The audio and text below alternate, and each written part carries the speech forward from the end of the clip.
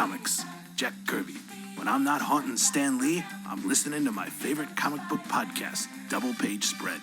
Each week, Wendy Freeman talks to creators like Cullen Bunn, Mark Waid, Evan Dorkin, and more. She is one cool dame who knows a lot about comics. So when I'm at my drawing board in heaven cranking out Fourth World pages, I'm listening to Double Page Spread, available on iTunes, Libsyn, and the Stitcher Network. He arrived just in time. Spider-Man.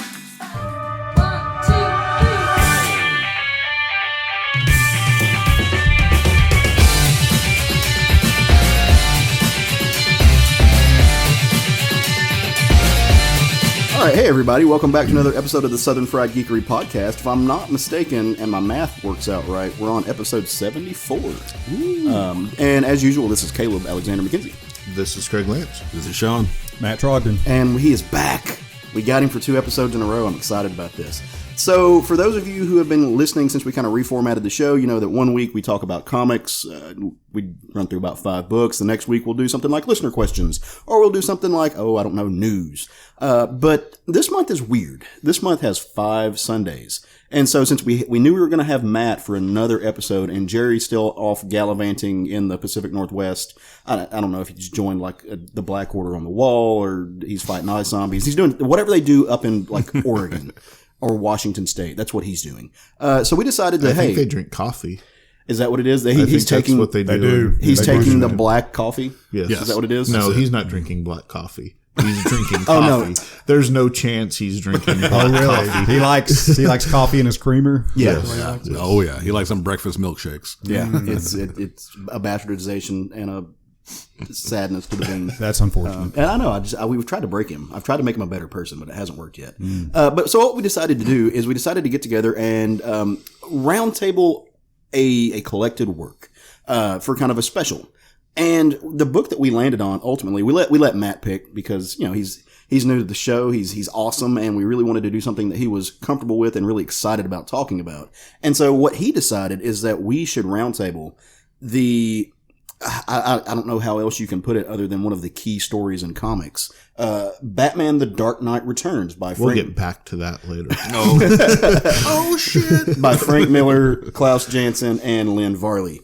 And so let's kind of roll right into it. Before we get there, though, just a friendly reminder, you can come join us on our Facebook group, or you can follow us on Instagram and Twitter. We're at SFG on both of those. If you have questions, comments, or concerns, or you want to talk shit about somebody who's going to express opinions that aren't your own, shoot those emails to us at southernfriedgeekery@gmail.com. Did I miss something? No. Oh, okay. Not yet. Are you worried that... Also to be discussed later. Yeah, we'll just say that Craig's opinions are not necessarily the opinions of the show. Yeah.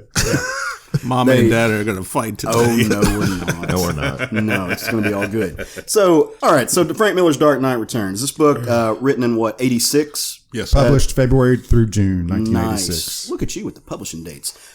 This book, it's on its, like 17th iteration. I forget how many volumes of it has actually been printed. It's one of the comics that constantly will stay in print. It's whether or not you enjoy the book or not, it is locked in as like one of the books that is a must read, and it's got an important place in history. So with the consideration that this book has been reprinted just dozens of times at this point, and every volume tends to have something different as far part of a formatter or an introduction, I was curious as to what your books have before we get into the story.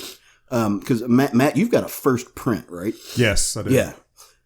So why don't you tell us a little bit about what's in that book before the story starts? Mine has a foreword by Alan Moore. I've heard of that guy. Yeah, a few of us have. Done a few things. Of course, it's a pretty long foreword. Yeah. Why wouldn't it be? By Alan Moore. But it's essentially what he's discussing in the foreword is the concept of adding depth and gravity to comic book characters. Mm-hmm. I'm sure he was asked to do this based on his work at the time. Right. Watchmen, Miracle Man, and so on. And he just talks about elevating the medium from what's largely viewed as shallow, maybe even childish. Disposable right. A content for children. Yeah, to exploring these characters as real characters and getting more out of them and make it simply, pretty much just making it more sophisticated for an older audience to really appreciate. And he credits this book with really elevating the medium. Mm-hmm. I wonder if he still holds that opinion. That's a good question. I think he probably still holds the opinion as far as, especially with what he wrote. I don't think that he particularly cares for what. I don't think he likes the outcome of it. The problem is Alan Moore was right. It is a thing that elevates it away from childish content, and it does something. It made people start taking comics way more seriously than they had before, almost to a fault. And I think that fault is what Alan Moore takes umbrage with today. Well, it's like him. Sorry, Craig. So I think it's probably a lot like him taking so much exception to people liking the character of Rorschach. Right. He is constantly amazed that is somebody's favorite character. Mm-hmm. He designed that character to be the least likable character in the story. Well, I wonder if he can point at Dark Knight Returns for that when Watchmen came out the same year. Yeah.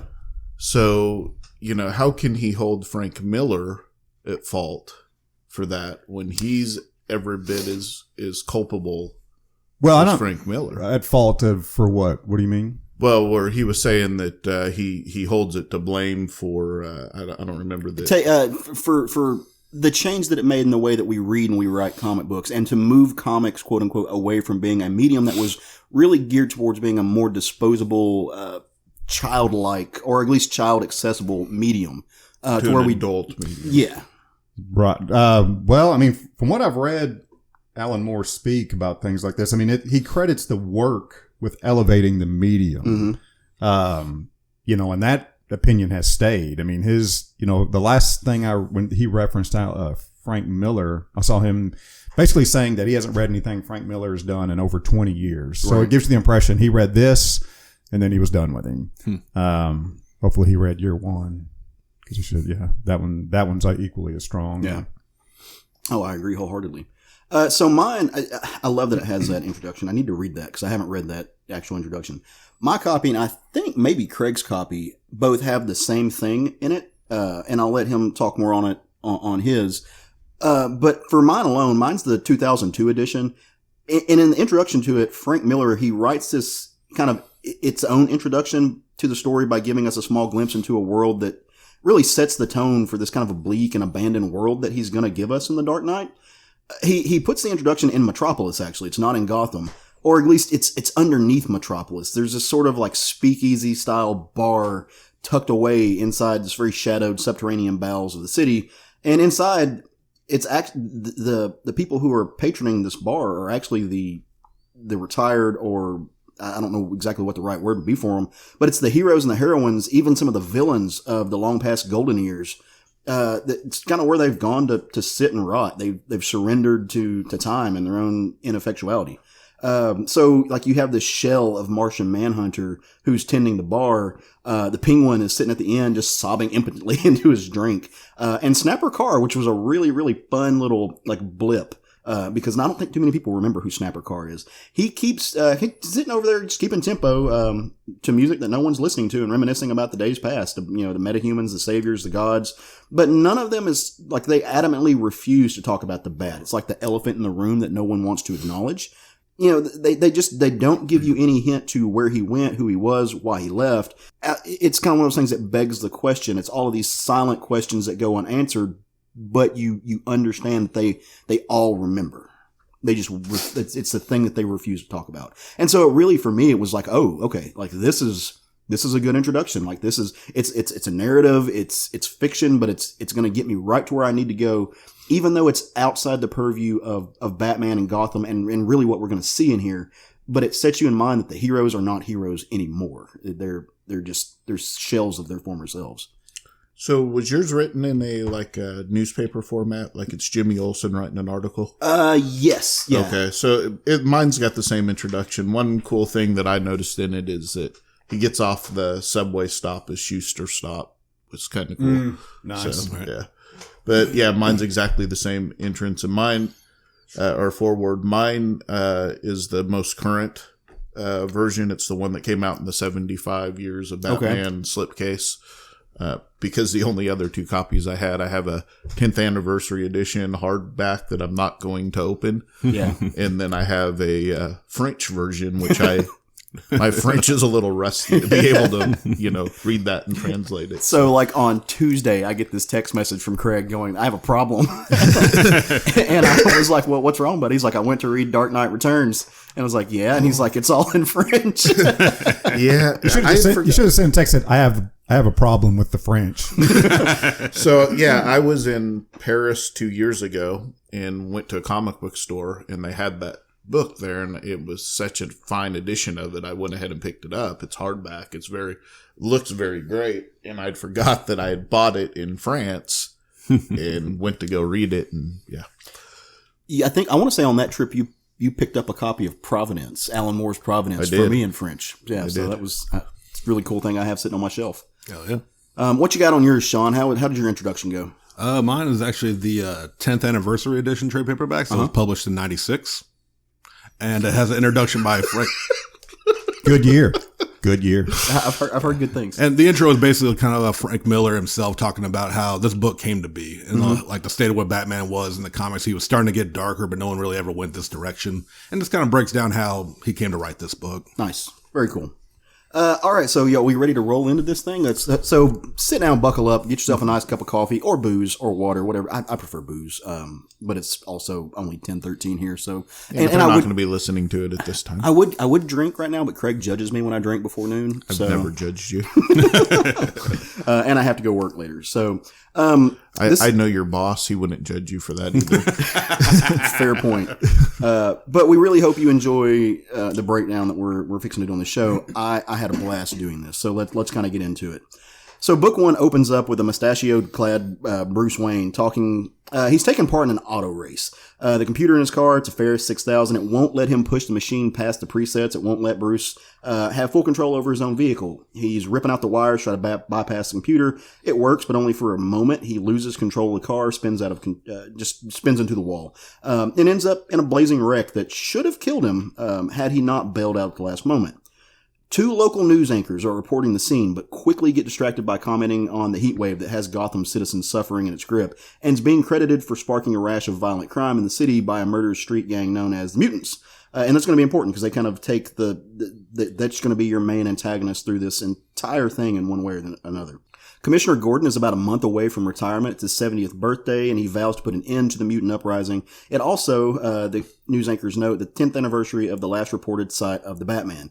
He's become a bit of an urban legend at this point, even though he's even a myth to those that are kind of too young to remember him. Gordon and Bruce Wayne meet for drinks, they share small talk, and they talk about the times past. They're kind of reminiscing. Gordon is surprised that he survived into retirement age, and is really glad that Bruce let his alter ego go by the wayside before it destroyed more than just his family. He hasn't spoken to Dick in about 7 years at this point. Jason Todd is still very much dead. And I'm guessing Tim Drake doesn't exist at this point. Tim does not exist in this universe. I'm taking from he mentioned Jason a few times. This book had to have been written closely around the time of Jason Todd's death. So here's something interesting. This was published 2 years before Death in the Family was Really? published. Okay. Oh, wow. So it kind of planted that seed. Correct. All right. We probably would not have gotten Death in the Family without this should book. have looked that up. Yeah, I didn't realize that. I knew they were written close to the time. You thought it was in the same 96, window. so. Yeah, that's true. I also live in the 90s. So the fan calling they were desperate to make sure this was actually canon. No, When they called in to make it like Jason. So, kind of saddened and lonely, Bruce just takes a walk to clear his head, and as he's walking, he's letting his thoughts take a hold of him. Ends up near Crime Alley thinking about the nights his parents were murdered, kind of what Bruce always does. It's always lingering in the back of his cerebellum.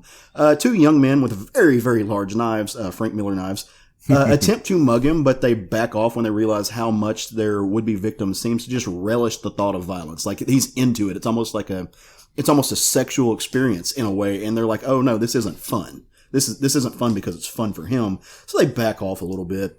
The temperature continues to rise in Gotham, and at the Arkham Asylum, the Arkham Home for the Emotionally Troubled, as we're going to call it now. Batman's former villains are being looked after in hopes of reformation. An expressionless Joker is utterly ignored by two physicians, Dr. Willing and Dr. Wolper, as they push Harvey Dent in a wheelchair after he's undergone a priorly impossible facial reconstruction surgery. The news reporters give their audience a brief recap of Two-Face exploits in criminal history. Then Bruce is awakened by a nightmarish memory of the night that he fell into the caves beneath Wayne Manor. Unable to sleep, he finds himself standing nude in the Batcave, staring at the Robin suit, which was a little bit creepy, once worn by Jason Todd. He is discovered there by an aged Alfred, who informs Bruce that he set off some proximity alarms, and is taken aback by the fact that Bruce has shaved off his mustache. Bruce didn't realize he did that. Right. It was kind of a thing. It was a shock to him as well. So you're getting this understanding that he's incapable of controlling. He's blacking out. Meanwhile, Harvey Dent has escaped, because who didn't see that fucking coming, and seems to be slipping back into his old habits. Bruce, ever the glutton for self-inflicted punishment, sits down to watch The Mask of Zorro, which is the film that he and his family watched the day they were killed. Yeah, what could go wrong with him? Right. He has a panic attack and envisions a giant bat crashing through the window. In Gotham, outside of Beach Street Arcade, two young girls, who are named Michelle and Carrie, are attacked by members of the Mutant Gang. One of the gang members screams out as a series of batarangs rips into his forearm, and a masked figure lays down a whole lot of justice. It seems that the Bat is back. News reports flood in. Gotham's criminals are being attacked left and right. Batman finds himself feeling rejuvenated, like he's about 30 years younger overnight. He mercilessly goes after the criminal underground as the police look on. And in the pocket of one of the henchmen who is subdued, he finds one of Two-Face's coins. So these are not the mutants that did this. It's people who are outside of that. And so the criminal underground is vast, and there's different sects that are starting to pop up. Back in Arkham, news of the Batman's return reaches the Joker, who for the first time in 10 years smiles and utters, "Batman, darling." But not everyone is excited for the return of the Bat. Some call him a danger to the public and rail against his vigilantism, calling for the police to remember that criminals have civil rights as well. The leader of the Mutant Gang vows to kill both Gordon and Batman and wreak havoc on the city. Carrie, the young girl previously rescued by the Bat, sits on a fire escape and begrudgingly listens to her family throw around words like fascist to describe the Batman. Her face lights up as the Bat signal fills the sky. In Arkham, the Joker plots. In Gotham, Two-Face makes his move and is taken down by Batman, who says to him, I see a reflection, Harvey. I see a reflection. And that's where book one of this four-part book series ends. So let's kind of break into it. What did you guys think about the first part of the story? Yeah, I really liked the first book. What I looked at immediately was that the art is much better than I remembered it being. It's a good setup to the rest of the story. Like you said, it gives you the background that you have this mutant gang out there. It's really, for me, it's a good setup. I don't love the fact that he's 50 years old and there's some things there that I realize he's been fighting crime and his body's taken some abuse, but we'll find out later that he also seems to heal really quick. So it's kind of some things there that didn't quite click with me, but I think for an overall setup story, I think it's great. Nice. Sean, what you got, bud? So this first issue uses a lot of exposition to kind of bring us into the world, which is helpful because, like I said, Frank Miller, especially at the time of this writing, it's a very unique story for its time, from my understanding. This is actually, just so you know, my first time actually reading this book. Okay, is it? Nice. So yeah, I watched the animated movie, but it's adaptation. It's never really counted. Yeah, it's the first time I actually sat down and read this. And I agree with Craig, like the art, I've seen Frank Miller's art every now and again, but this one, especially, I ain't got the name in front of me, but the painter they used for this book, Lynn Varley, really, I think emphasized his art well. At the same note, sometimes he goes from like beautifully drawn Batman and like main characters to sometimes like the mayor. He's literally like a fat triangle of a face with barely facial features. That's kind of hit and miss with me with some of his character designs, but overall really good. And yeah, I actually really enjoyed the Two-Face thing. How they surgically repaired him, but you can fix him physically, but not mentally. Right. And I think that was a big thing with the big end at the ending, where he showed that he was perfectly fine, but he still saw himself as both sides now, being the scarred up face. I thought that was really interesting. How about you, Matt? Oh boy! So this is a big book for me personally. When I read this completely changed my view of the character. I liked Batman growing up. I didn't read a lot of Batman for one big reason. Robin. I hated the Boy Wonder. I thought I thought it was lame. And, the design was for Batman to appeal to kids by introducing Robin, and it had the exact opposite effect on me. So I picked this up because I knew it was a big deal. So as a comic book nerd, I was like, well, this is something I just got to do. So I read this, and it really, it blew my mind. And this opening book was, and at the time, this was pretty radical. Frank Miller paints Bruce Wayne as having a compulsion to be Batman. Right. Not doing something out of a sense of duty. Yeah. Like, I'm going to go. It's an addiction. Fight crime, because I want to prevent it. He's got a compulsion to commit violence, and he's tunneling it against criminals. Well, the whole book is set up just like he's going through a relapse. Right. It's like, okay, I cannot control this anymore. And he's like, I saw this and I was reading the character, and I liken it to a controlled demolition explosion. He's going to do something violent, and he's going to do something bad, and he's focusing it on the only people he can really do that to. So this was huge for me. I completely saw the character in a totally new light. And it did a really good job of painting Gotham as a place that, why in the world would anybody live there? It's the art. The art itself is rough. The colors are muted. It looks like a completely miserable place to be. That's obviously infested with crime. The city is completely ineffective at controlling crime because they're trying to do it by the system, and the criminals are using the system against it. The system doesn't work against this unique group of criminals. They've got the Joker and Harvey Dent in Arkham, and they're trying to rehabilitate them because they think they want to be rehabilitated. They think there is hope for these people. And there's no more hope for them than there is for Batman. It's a very Ayn Randian take on this whole, so Frank Miller is not historically like this type of right-wing believing figure. Like, he's not Steve Ditko, right? But the story, he takes what you're talking about, this kind of look at the way that some of the people like myself, bleeding heart liberals, would look at crime and criminals, and he takes that and kind of turns it on its face. But he does it in a way that you get to explore both sides of that option. Because there's not much of a difference between Batman and the criminals that are reverting to their criminal behavior in this. And so he makes you explore both sides of that persona. Yeah, it kind of paints the way you feel, and there's a heavy representation of the media throughout this whole story. And it's very useful in painting a very clear picture of Gotham itself. And really, it's hard. You get the feeling that nobody is totally wrong. The people that are pro-Batman, the people that are anti-Batman, nobody's totally wrong. Right. This is somebody addressing a situation to get results, and that's it. Yeah. You get the feeling there's no right answer here. It doesn't seem to justify what Batman does in this book. No. Well, one of my notes was that, and I think I told you this before we were ever going to sit down and talk about this, that I remembered really hating the new sequences in this the last time I read, and it's been a minute since I read it before. I really enjoyed the new sequences this time around because they actually give you the background of what's going on, the different dichotomy of what's happening in the city. And especially there's one point, and I don't remember which book it's in, where they talk about, do the villains exist because of Batman, or does the Batman exist because of the villains? And it's a really fascinating look, or makes you stop and think about this in a different light.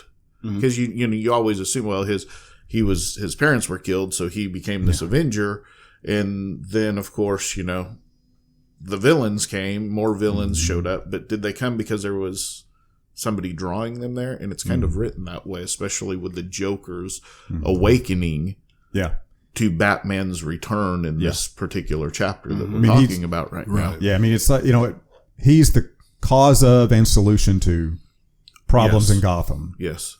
Yeah, which for me, like I said, this being the first time I read that, I've seen that analogy used before in newer books. So now like you see where it came from. Yeah. You see the influence this book has had on stories. Because like I've read before where they're like Batman is the cause, the villain show up because he's here scenario. So I thought that was really interesting for sure. Yeah.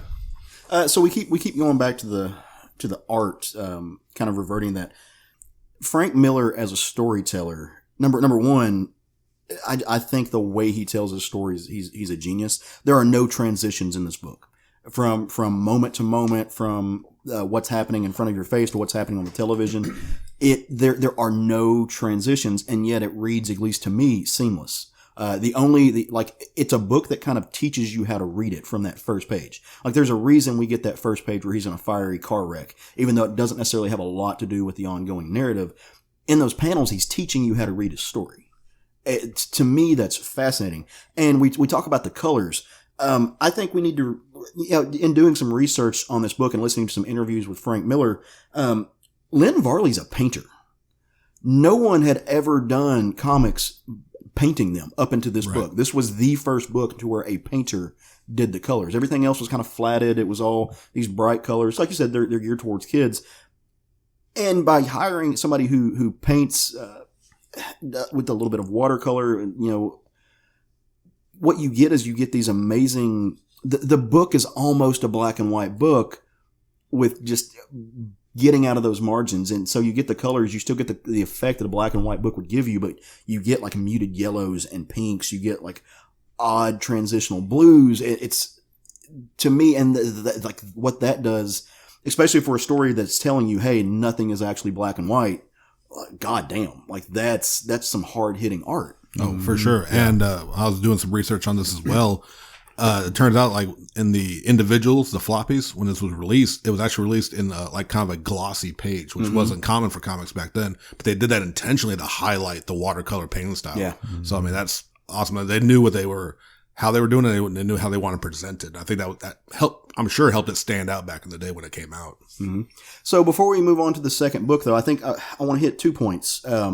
And these are more questions that because this term gets thrown around a lot when you're talking about this book. I want to ask the question that I think Carrie is asking herself at the end of the first book. Is Batman a fascist? In this, and I have my opinions on that, but I want to kind of start with you guys. So is Batman engaging in fascist behavior in this book, in your opinion? No. No? And the reason I don't believe that is because I don't believe that he is going after people that don't need to be. He realizes that the system in Gotham is broken, and he's going after and doing things that he knows the police force can't do within their rule set. Is it illegal? Yes. Is it fascist? I don't consider this to be fascism. I don't believe he's a fascist. I believe he's an illegal vigilante, but he's working with the commissioner. Right. The commissioner, which is, we get into here in the next book, what happens there. But I see him more as a outlaw vigilante than I do as a fascist. Yeah, I agree with Craig. It's a necessary evil. Like as much as he wants to quit, he also knows he can't. So it's like almost out of his control. I mean, it's kind of, for me, it's kind of hard to necessarily label him that because, like I said, yes, he's going going against the law, but no one else is fixing this shit the way he can. So I don't think so overall, but it's always that fine gray area almost. Right. So I don't really understand why people throw this term around for this story more than any other comic book. Because I don't think they understand the definition of fascism. They must. Yeah. I mean, I looked up fascism. And I brought the definition with me. Please man, I wish you would have read that to me because I was faking it as hard as I could. I actually don't know the textbook definition of fascism. I mean, it's, as far as what will, outside of either the race or specific government part of the definition, I think what people are picking out is the forcible suppression of opposition. That's only part of the definition of fascist. But I don't see, if you're going to call Batman in this story a fascist, then you're forced to call a lot of other superhero stories fascist. Well, you're calling all police forces fascist if you're calling Batman a fascist. Clearly what's happening in the story, I mean, at least my interpretation is Batman is going to hurt somebody. the way it comes across to me when you read this story is violence is his playpen. Mm-hmm. And as soon as you commit a violent crime, you've stepped into his playpen. Yeah. And this is what it's going to happen. He doesn't like to share toys in the sandbox. This is what happens or in mud my box. Yeah, this is what happens in my playpen. Right. And you've crossed the line. Here's how it works. I agree with, and I think you're right. So to me, in order to be a fascist, you have to be a tool of the state. That's kind of what fascism is. You put that over the individual. Yeah, it's government action. Fascism is the result of people regarding people as tools of the state. Batman is more aligned with anarchism because Batman doesn't just go after criminals. He's also going after cops. Like he, in his history, he's beat the shit out of just as many cops as he has bad people. He uses Jim Gordon as kind of a failsafe because he's a smart man, but he uses Jim Gordon. The state is a tool of Batman in Batman's world. That's anarchism. He's not inclined to do anything to help the government. Like he's not propping up a government of any way. In fact, he believes the government's failed. Yeah. That's his point. Is he's outside the lines of that, and he's not necessarily an authoritarian figure either because he's not trying to achieve any type of power. He's fine with committing himself to the seedy undergrounds and to being a nightmare that can't see the daylight, so to speak. Well, and if we expand it beyond just this book, he was perfectly fine giving Harvey Dent credit for fixing Gotham as long as it would get fixed. He didn't care that Batman got the credit. He just wanted the violence ended in Gotham. But that's outside of the context of this book. So. Yeah. So another point I wanted to hit real quick is the more things change, the more they stay the same. So we kind of broached the topic earlier, but as I was reading this book, I was sitting there thinking, man, does Frank Miller have a crystal ball somewhere? Because he's talking about cops killing unarmed kids. He's talking about the problem with the media, quote unquote fake news, the way the media likes to darlingize and almost turn it into a circus. But then I remembered that the more things change, the more things stay the same. There was just as many, this is not a new problem. This predates CNN and your kind of big conglomerate media sources, but you had just as many conglomerate newspapers and big named media sites that were giving the same type of spin on things. You had, Rodney King was obviously about 10 years after this, but you had the Rodney King situation happening. You had police overreach and oversight, and you had people as a response to that going, hey, criminality is actually most likely a product and it's a symptom, not the disease. And so maybe we should look at treating the disease and stop treating the symptoms. And even though in this book it portrays those people as just grossly misunderstanding the situation and wrong, you see that in this book. And I was wondering if you guys kind of picked up on any of that or what some of your opinions were. As we talked about a minute ago, it very much feels like he's got a crystal ball because you're looking at today's world and going, man, this fits so many different things. But we were also living in the time of Reagan back then. It was a Cold War era. There was a lot of propaganda going on. For years, Matt is closer to my age, I think, somewhere near my age. We grew up in this era where socialism was a bad word. You couldn't, to be any sort of socialist thoughts or anything, you were a communist. You were the evil in the world if you had those kinds of thoughts.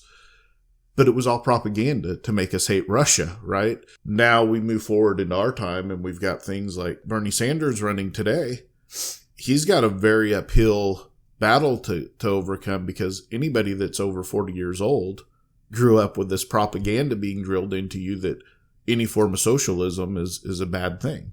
Yeah, I agree. In things like Jason dying and things of this nature that he has in here that happen later in comic books, it's like, did they go back and pull from this to determine those things, or did they, they look at the world they're living in, they project forward the worst possible scenario of how the world can play out. And I think that's what Frank Miller did in this book. It's what Alan Moore did with Watchmen. It's what fiction writers, good fiction writers, are good at.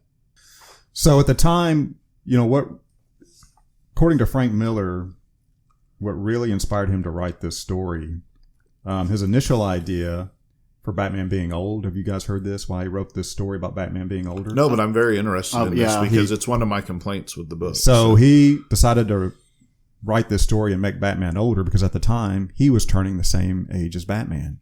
He didn't like that. Yeah, that can't have that. So, but the setting of the story was based on New York City at the time. Mm-hmm. New York City at the time was a criminal cesspool. He himself had been mugged several times, and he talks about the feeling you get when somebody physically assaults you and is standing over you demanding all of your money, and that happening more than once.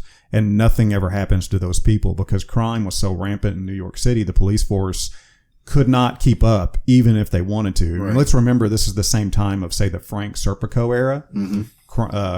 The crime was so bad, the police themselves had given up, and just so many of them were crooked. So that is the world he was living in at the time. And, so the depiction is very much what was going on, and what he saw was going to continue to happen. If nothing was addressed, the problem's only going to get worse. Criminals are only going to be emboldened if nothing is happening to them. So, he just took the world and painted it as he saw it, and, how bad it could get if it was not addressed, because the system was failing. There's no other way to say it. In New York City, the system was failing. Right. And all he wanted was somebody to do something about it. Yeah. And and that's where this story came from, according to him, in the interviews, if you watch about him. So, yeah, he saw the world as that was surrounded him. He says to Two-Face, it's a reflection. Yeah. It's completely a reflection. Yeah. Oh, absolutely. Yeah.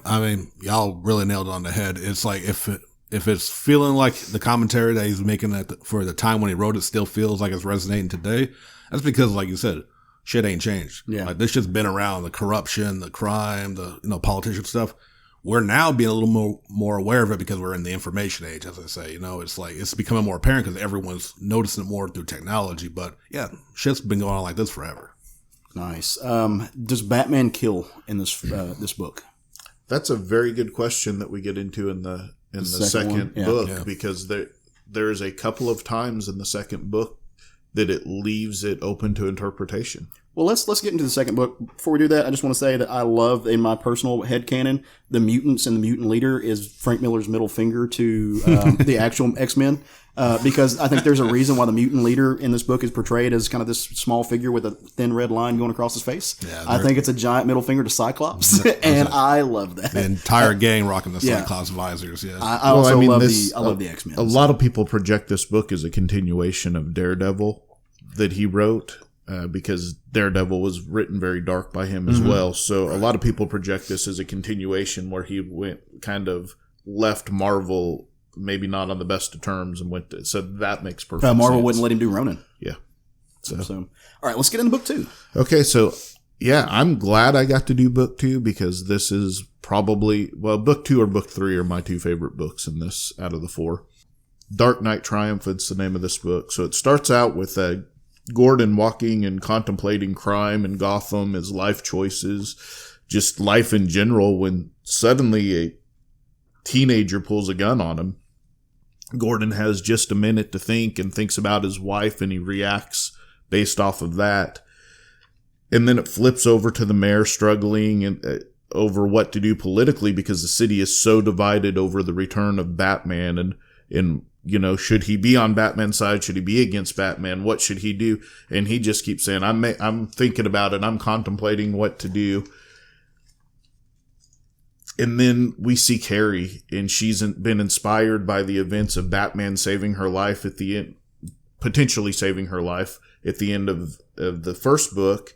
And she's put together a couple of months in worth of her allowance and bought a Robin costume, and she puts that on. And so we see her wearing this Robin costume for the first time. And then the news comes on, and they tell us that Jim Gordon's killed a teenage boy. And then the leader says, I'm going to kill Jim Gordon. And he doubles down on his threats to Batman, and I'm going to kill Batman, and I'm coming after them. And And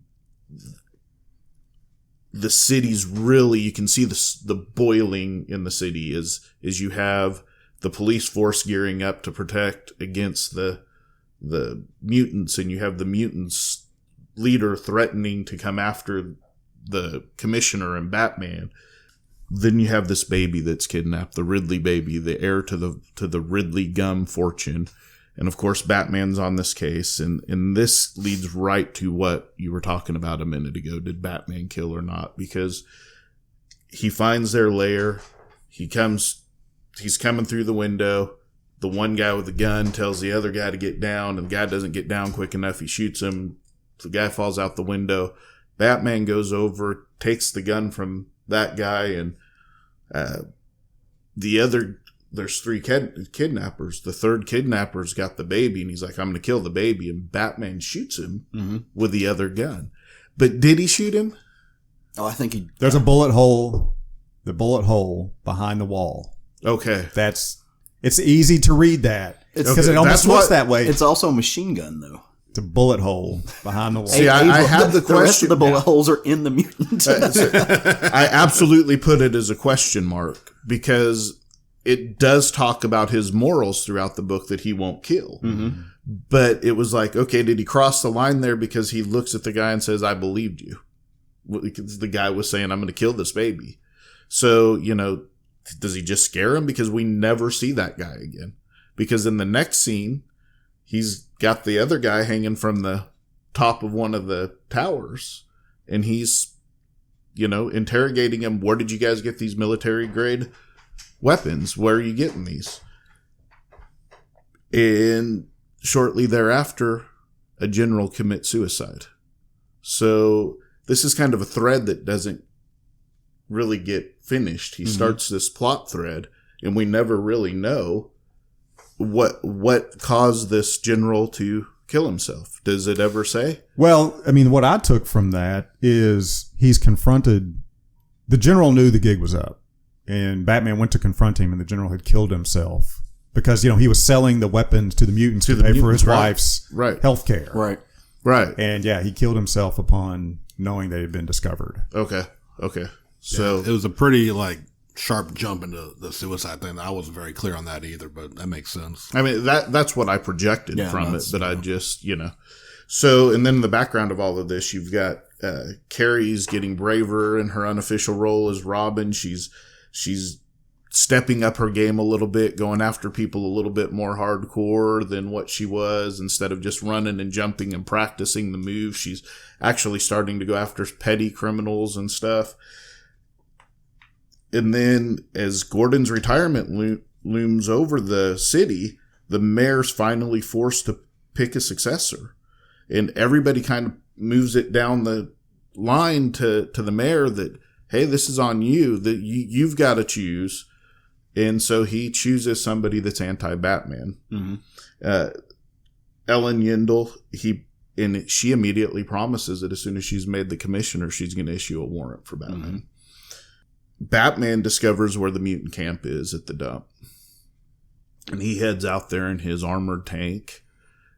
And he's firing rubber bullets on the mutants. Yeah. And they're firing back with regular weapons. They're ricocheting, killing themselves off of the weapons. They're either unconscious. The only one left standing is the leader. He's got him in his sights. And all he has to do is pull the trigger, but he won't kill him. So, back to your question, does he kill in this book? Maybe not intentionally, but he allows people to kill themselves.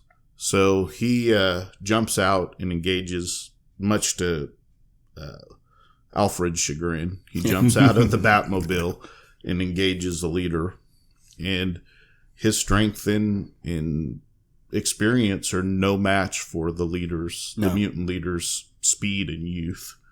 And he eventually gets taken down, but luckily Carrie's hiding in the shadows, and she jumps out and distracts the mutant leader just long enough for Batman to be able to use what I assume was previously established as one of the fear grenades to disarm the mutant. leader. I didn't think about it being a field grenade. Because he hits him in the face with that grenade, and he had talked about earlier when he was in book 1 when he was fighting the mutants, he used the fear grenades. So I assume that's what he used on the mutant leader. Knocked him out. Carrie eventually wrestles him back to the Batmobile. Alfred takes them back to the Batcave, and they've arrested the mutant leader now. And so the mayor decides he wants to talk to the mutant leader and enters into the cell. Jim Gordon takes him down there. The mutant leader breaks through his cuffs and kills the mayor. And then Jim Gordon's going to kill him, and apparently a guard stopped him from doing it. So then Batman's comes up with his next big plan, which miraculously he heals in like 2.2 minutes. He's on the gurney, and we got to do something. The mayor's been killed. So he jumps at.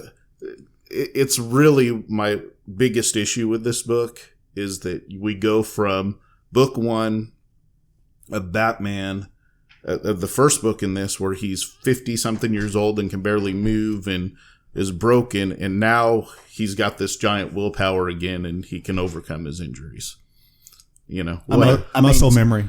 Is it muscle memory? Yeah. I know it does show him putting on braces and things like that to help with this.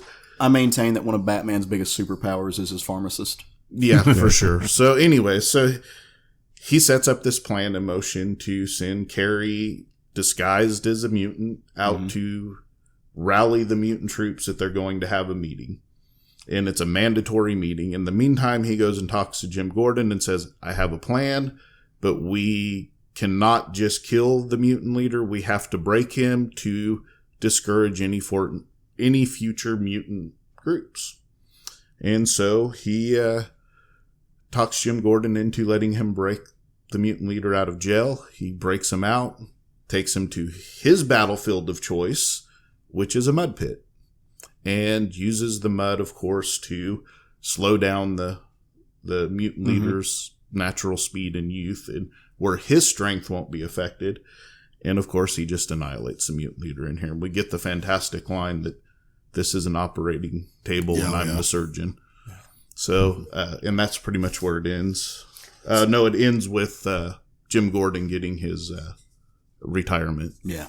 Right. It's the most Conan goddamn moment in the book. Yeah, that line as a teenager. Yeah. Me and my friends would use that line in any chance we got. Probably the most often is when I worked at a hamburger joint as a teenager. I was the grill man a lot. So I love to tell the trainees, this isn't a hamburger grill. It's an operating table, and I'm your surgeon.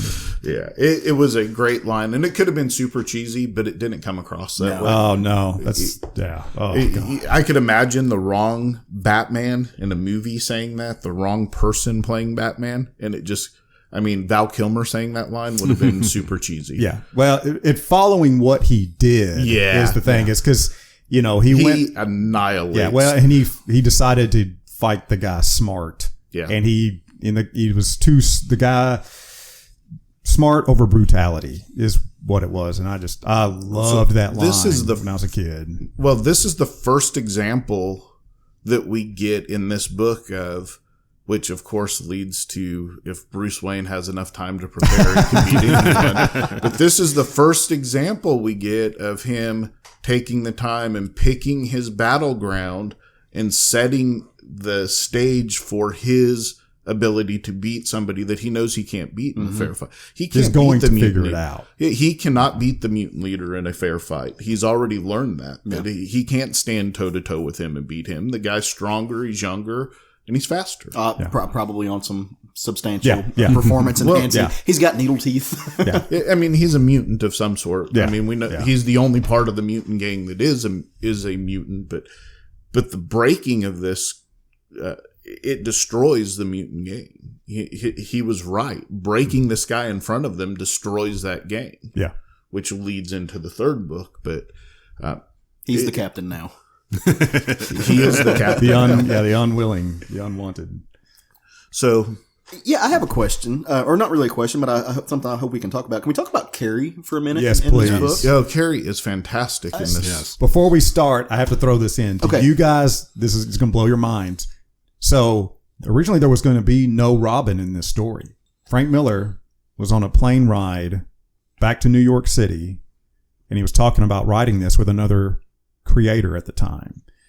And he told the creator, I'm not going to have Robin in this story. The creator told him, no, put Robin in the story, but make it a girl. Mm-hmm. Yeah. That creator, John Byrne. Really? Oh, nice. Okay. You believe that? John Byrne is the reason we have a female Carrie. Well, I do believe that. Because here's I've read quite a bit of Frank Miller. Frank Miller is not historically very nice to women. Correct. His books are not. They from Sin City to. Pretty sure he killed Elektra, didn't he? Yeah. Well, and he went full circle with her. But Electra's another good treatment of it. Probably one of the better ones of his treatment of women. But like you read Sin City, you read all of Ronin, all of his books. He actually gives women power, which is kind of refreshing, nice to see. Mm-hmm. But he's also very rough on them.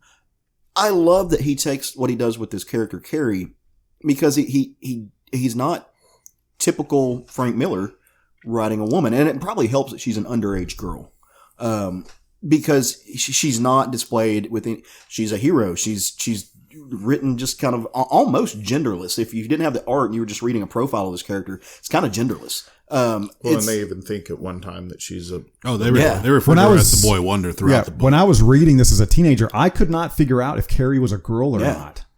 Yeah. It's great though, because I mean, now we realize with the name Carrie and stuff that she is, but it's a really good treatment of young women in comics. And for me, it's even more refreshing having read the body of Frank Miller's work, where he's not, somebody comes to me and says, hey, Frank Miller's going to write a story about a young girl. I'm like, yeah, maybe not.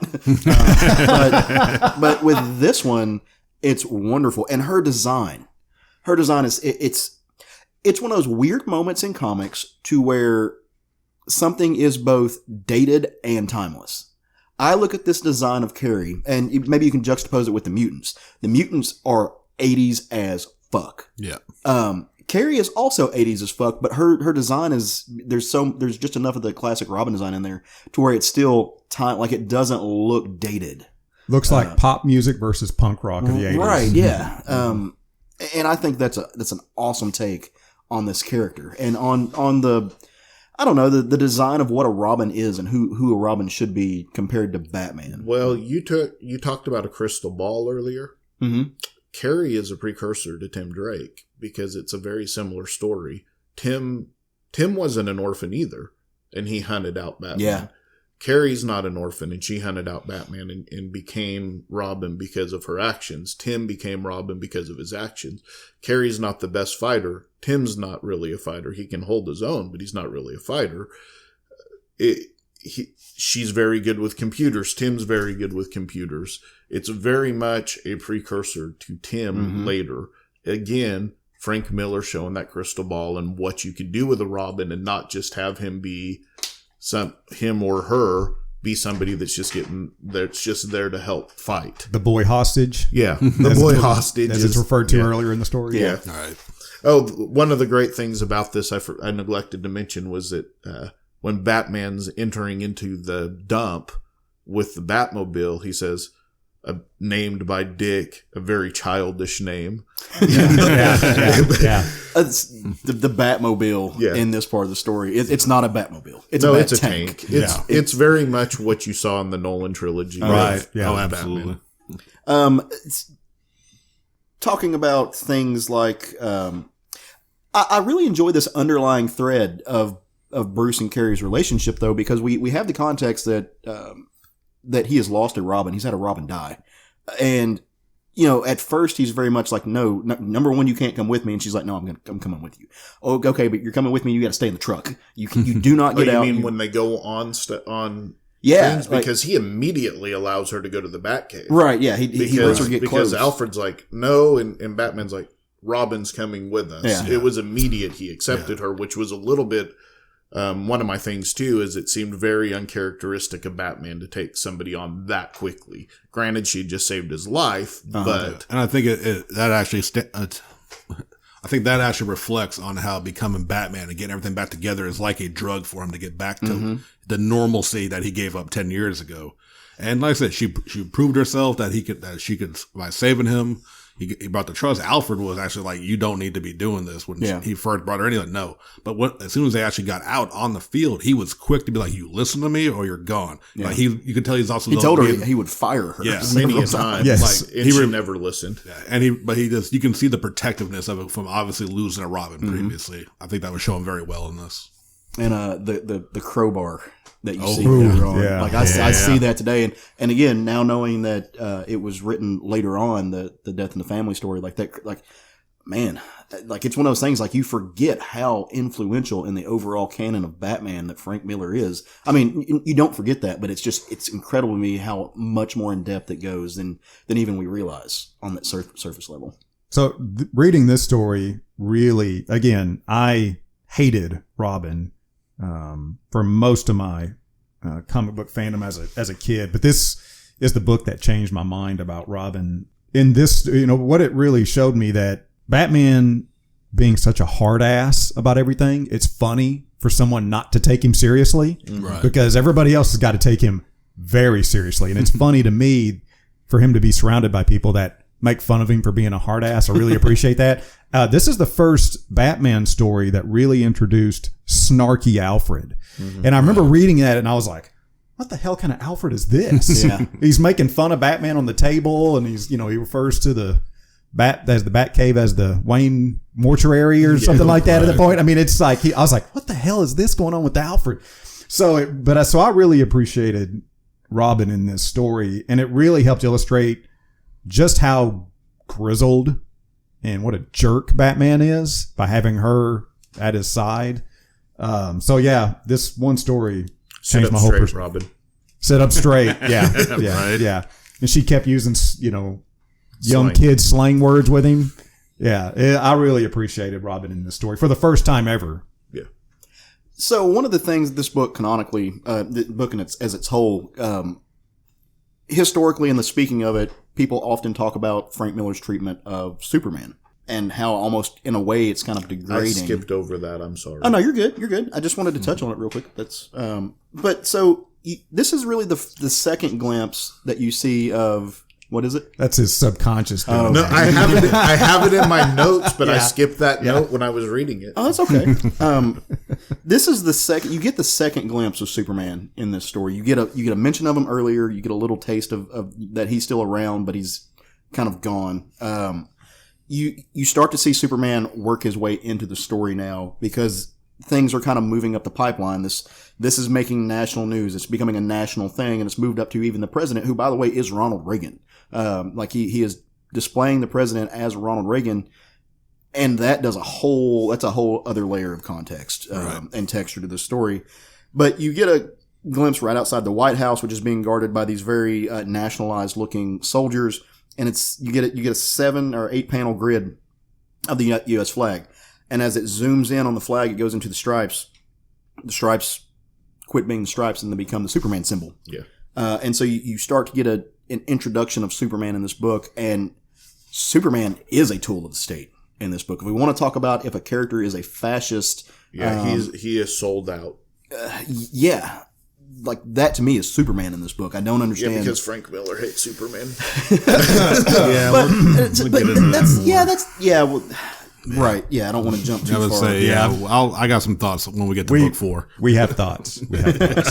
Yeah, my thoughts are Frank Miller hit Superman. I think you're right. I love that page you just went by where Bruce is hugging Carrie. Yeah. Oh, some of the splash page. Yeah, some of the best art in this book are these beautiful splash pages that he drew. Just dedicated an entire page to just a single shot, and it's some of the best art featured in this book.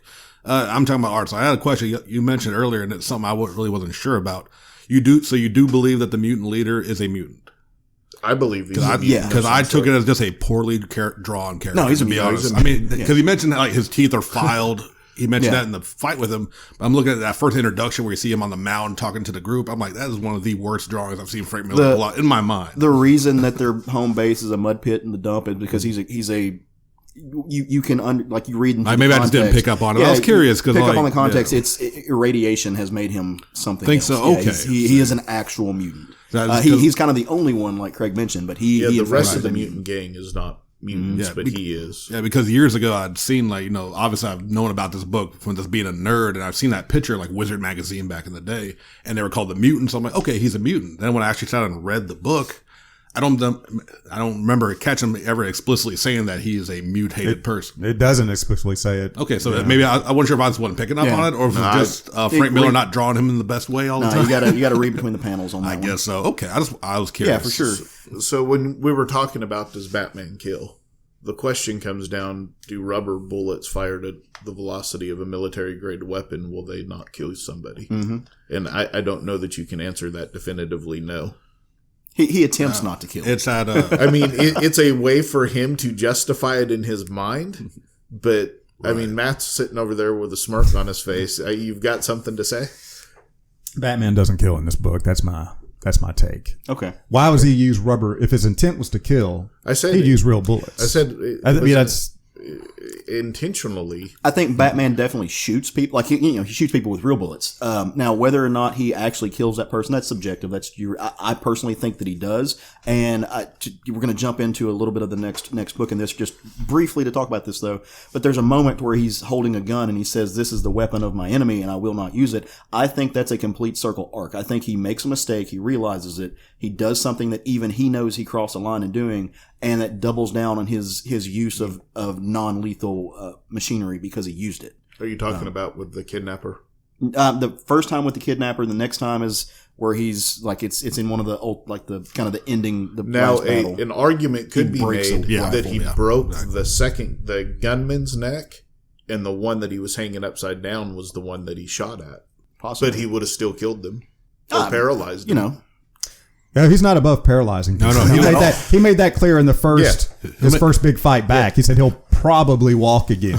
Yeah, he will make you stop and think about it. So he could have.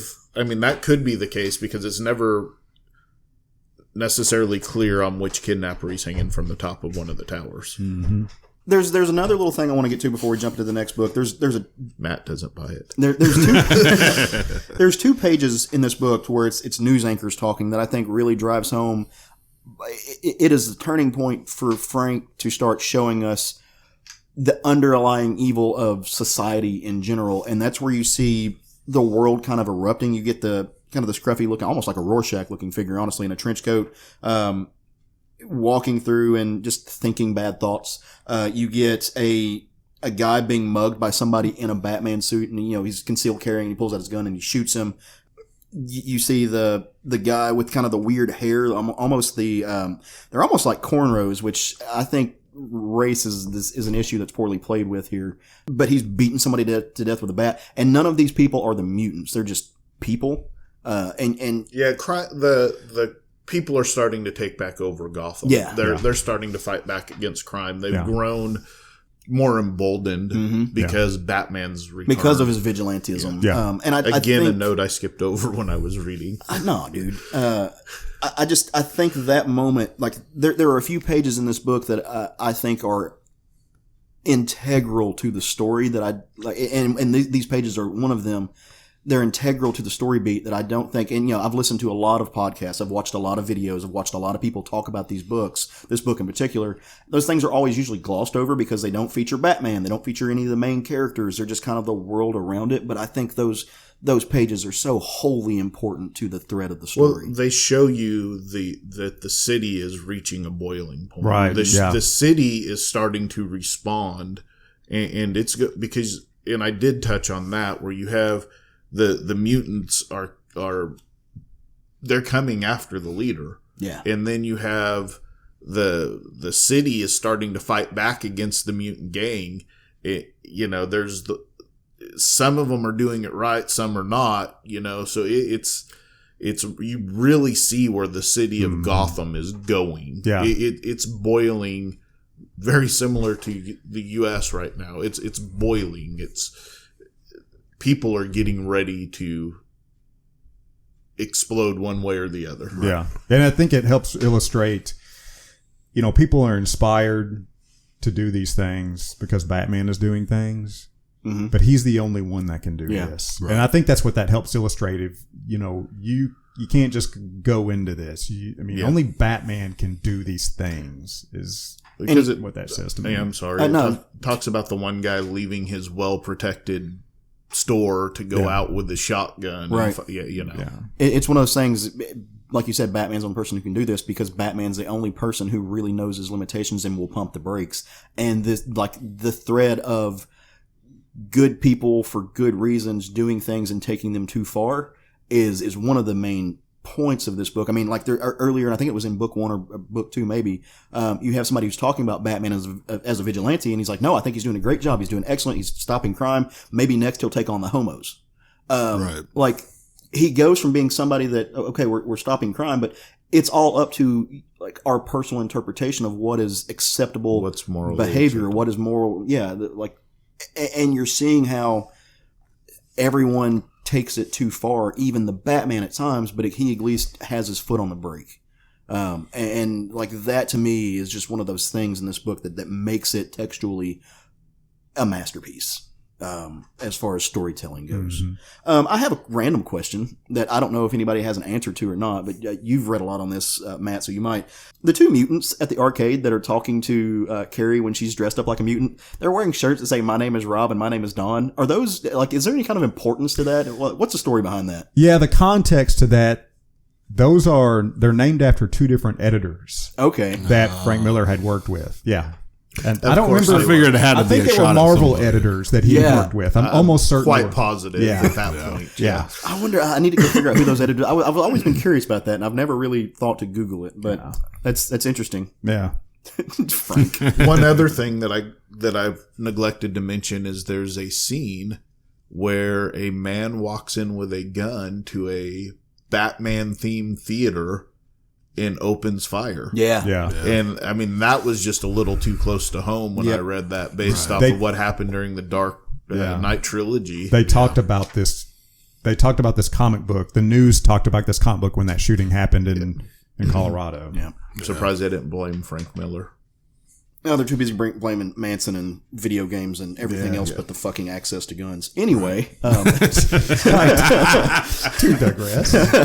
let's get on to book 3. I made really wonderful notes. You- I'm sorry no, I skipped over some of them. I'm sitting here and like it is organized. Like the formatting is amazing. It's a thing of beauty. It really is. Yeah. If I hadn't skipped like 8 of them, it would be even better. It's annotated.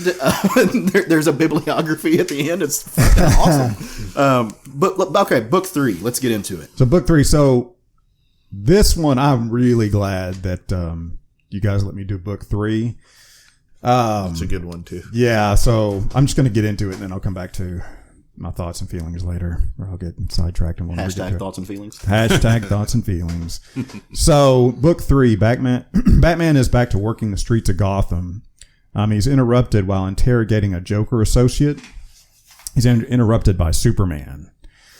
Superman interrupts him interrogating this Joker associate, but he does so as he's making his way to Batman. He's interacting with certain things in Gotham City, stopping certain things from happening. He's doing it all as faster than a speeding bullet, so nobody sees him. So nobody actually witnesses Superman himself. These things are happening. But Batman knows it's him when he shows up. He tells Batman that they need to talk. And what I thought, what's interesting about this is Batman says, "Not right now, I'm busy." Superman says, "Okay," and leaves. Oh, yeah, he tells them, you've cost me hours worth of work already. Yeah. So very interesting to me Yeah. that Batman has that kind of gravity with Superman, and Superman respects it. That was very interesting to me in reading this. So meanwhile, Jim Gordon is officially retiring, and the new commissioner steps in. And the first thing she does when she gets to the mic is issues a warrant for Batman's arrest. During this time, Batman and Robin are staking out an apartment of another Joker associate. They've been there for quite a while. I think it's been like 5 hours. Robin is impatient, and she decides just to break into the apartment, does so, and inadvertently causes a bomb to go off. And that levels the apartment building, kills 12 people, of which the news is blaming Batman for their deaths. What's going on at the time also is Joker is set to leave Arkham temporarily so he can appear on a late night talk show because his clinical psychologist lined this up. Clinical psychologist is using the Joker to self-promote himself. Best idea ever. Right. The clinical psychologist even has his own catchphrase that he wears on his shirt. Hey, I'm okay. I mean, it's the same guy that initiated the release of Harvey Dent. Correct. Yeah. Same therapist.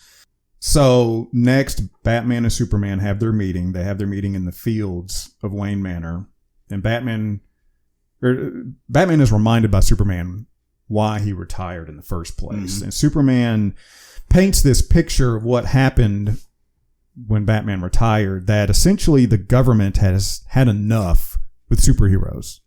They had enough, and it was really Batman's fault.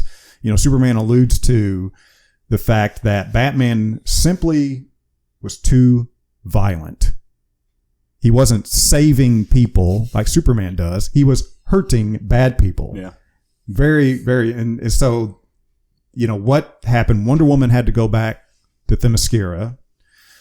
Green Lantern decided to just do his work in the galaxy. Green Arrow, we'll come back to him later. Green Arrow did not go peacefully. No. Into the night.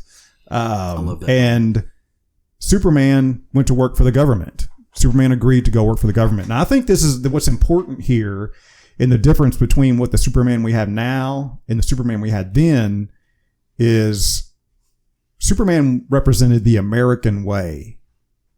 And what the Superman we have now represents more of like morality for the world in general. But back then, his motto was the American way. So for him to become essentially a stooge of the government is not that big of a stretch for the character at the time. Frank Miller hated him. And Superman believes he's doing this with honorable intentions. He's like, he's telling Batman, they're not going to tolerate you anymore. And essentially Superman is doing what he's doing to keep more people from getting hurt. Because if Batman doesn't stop what he's doing, the government's going to come after him and people are going to get hurt. So, meanwhile, Joker makes his appearance on the show. The new commissioner has staked out the roof with a SWAT team. She's doing this to prevent the Joker from escaping and prevent Batman from invading the studio, which she has a strong suspicion he's going to do. Which he does. And he fails at breaking through the SWAT team. What's interesting in the dialogue is he is expecting a lot of these cops not to fight because that's his experience in the past. But he realizes that these are, quote, young cops. They don't have any knowledge or loyalty to him. He's just the myth. So he's got to fight these guys now. He's been gone too long. He hasn't done it in a long time, and he didn't have to plan on doing it this much. Sometimes you got to remind the young folks. Yeah, right. So he's repelled by the police force, and in the meantime, the Joker kills the entire audience, the host, and his clinical psychologist, and he escapes. During this time, Superman is fighting the Russian troops in Corto Maltese. He's doing this on the secret. President Reagan sent him to intervene. The public does not know he works on behalf of the government, which is, I think a lot of people miss that part of the story. Right. If you're really paying attention, Superman is their secret weapon. Right. The public doesn't know that he's around. But after retreating from the failed attempt to storm the TV studio, Batman discovers Catwoman has been assaulted by the Joker, and the Joker has left clues to his next destination, which is the local fair. So he attacks the Joker at the fair and decides that he can no longer allow him to live because the Joker has killed too many people, and Batman feels that the blood is on his hands for allowing this to go on. Book 3, when he attacked, and upon attacking the Joker, I found this a fascinating when I was reading the story. And this story also made me a big fan of the Joker's my favorite villain. And it's because of this story. And the line that really hooked me for this is when Batman first attacks the Joker. And he does it so violently, the Joker tells him he's out of his mind. Right. It's like, wow, okay. This guy thinks they have an intimate relationship. The Joker thinks that Batman and he have an intimate relationship. There's a love, like it is a love. I mean, he calls him. That's why I put in for book 1 where he says Batman darling. Yeah. There's a psychosexual connection. Oh, it's and when because he's calling him darling and he's calling him sweet and he's leaving clue. He's doing all these things to get Batman to come to him. He kills all those people in the audience. He goes after Catwoman specifically because he wants Batman to come to him, and he does. And now it's time for them to do their little dance. But Batman's not dancing the way they used to, and he reacts like when your partner is acting not like themselves. I mean, you say you're out of your mind. Your parents say that to you when you're a kid, when you're out of your mind. That's something you say to someone you're in a relationship with. Yeah. And I was like, holy shit, when I read that. So, he's pursuing the Joker. He's telling him he's not joking around anymore. He actually puts out one of Joker's eyes with a batarang. Yeah. And as he's pursuing the Joker, I thought this was hilarious too. At one point when the Joker is running from him, he says, "This is just too weird." Right. I just love that the Joker said, you made the Joker feel weird. Right. Yeah. And the story, the book closes where Batman decides he's going to break his neck. And as he's attempting to break his neck, the Joker is repeatedly stabbing him fiercely in the gut. It's a brutal end to the story. But at the last second, Batman just does not deliver the necessary pressure to actually kill him. Does break his neck. The Joker lets him know he's disappointed in him because he just couldn't go through with it. But he says they're all going to believe that you're a murderer now. Yeah. And his final joke is to kill himself. And his final joke is that to convince everybody that the Batman has killed him. And the book ends with Batman standing over Joker. Batman's bleeding from the gut. Yeah. Really, really fucked up. Yeah. Oh, I loved this whole part of the book. This was my favorite part of the book. Yeah, it's a great part. Yeah. I love the reintroduction of Toyman. I think it's not the doll maker. Yeah. And the way that out of all of the Rogues Gallery, out of everyone that the Joker's still in contact with in Arkham, that is it the toy? What is his name? I think it's Dollmaker. Is it Dollmaker? Yeah. Is that the villain? Not Dollman. Maybe? No, well, Dollman is a different. That's a different. That's like the Freedom Fighters character. Dollmaker, as far as I'm aware. I think it is. Yeah. But the use of that character to set off a bomb to me was just ingenious, especially when it's the child that finds the toy, and causes it. So now you've got a character that is not a killer, but is in some way responsible for a mass casualty event, or at least is going to feel that way.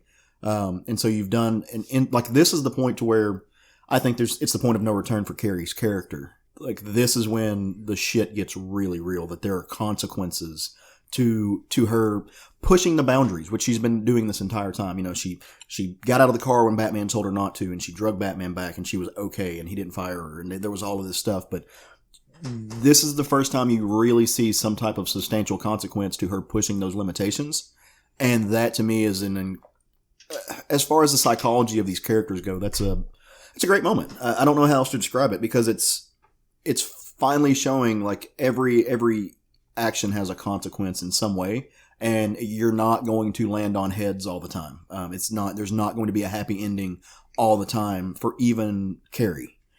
I thought that was great. Well, he talks about his luck a lot in this book. Mm-hmm. His luck, he's been lucky so many times. Mm-hmm. And I think that plays into exactly what you're saying there, that sometimes Harvey Dent flips that coin and it's tails. Yeah. And people die. One of my favorite scenes you alluded to is when he's on the top of the studio building fighting the cops, and he tells her, he jumps out of the helicopter, the Batcopter, and he says, "You stay here with this and just leave if it goes bad. You get out of there, you're fired." Well, she comes in and saves him, of course, and he goes, "Good job." Yeah. She says, "You're not firing me?" No. Yeah. Yeah. So it was one of the best, because it's kind of that bonding moment you were waiting for between Bruce and Carrie, and you kind of get it at that point. Yeah. So I think Frank Miller deserves an attaboy.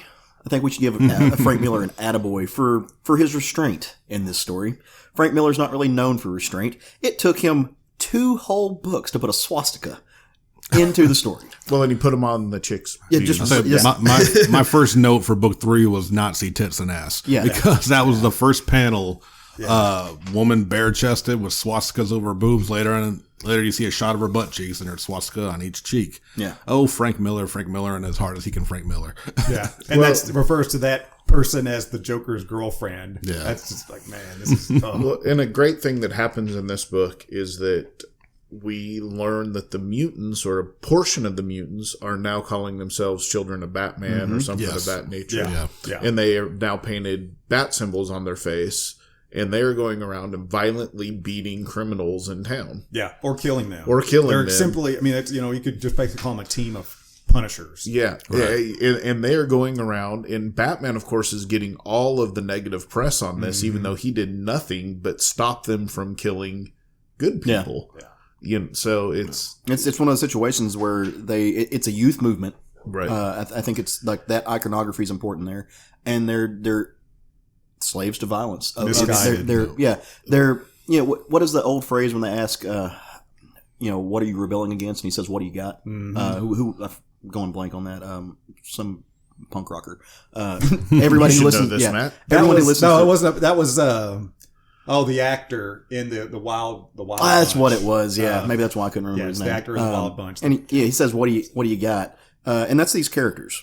They're just looking for something to follow. They're I'm sorry. We have to remember the time in which this is written, and that's 1986, when punk rock was probably at its zenith, or at least becoming well aware to the American public. And one of the movements that came out of punk rock, which most punkers hate, was the skinheads. Yeah. And that's essentially what this group of people is. They're skinheads. Yeah.